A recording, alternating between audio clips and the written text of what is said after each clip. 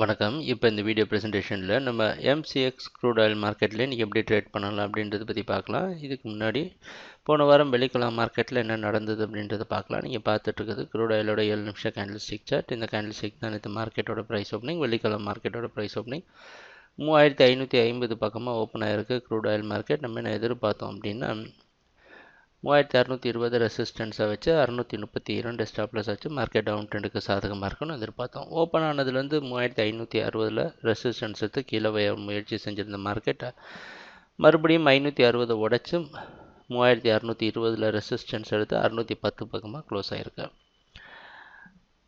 சொல்லப்போனால் நம்ம எதிர்பார்த்த மாதிரியே மார்க்கெட்டில் ஓரளவு செல்லிங் இல்லை.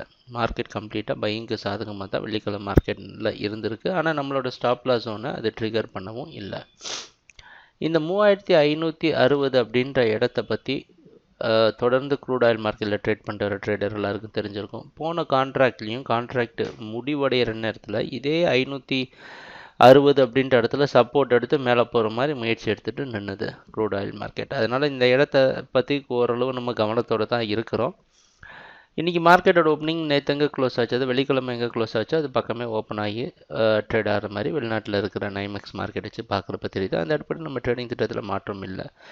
கீழே ஓரளவு சப்போர்ட் இருக்குதுன்னு நம்ம எதிர்பார்த்தாலும் இந்த 3632க்கு கொஞ்சம் மேலே நீங்கள் ஸ்டாப் லாஸ் வச்சு தொடர்ந்து டவுன் ட்ரெண்டுக்கு சாதகமாக ட்ரேட் பண்ணலாம்.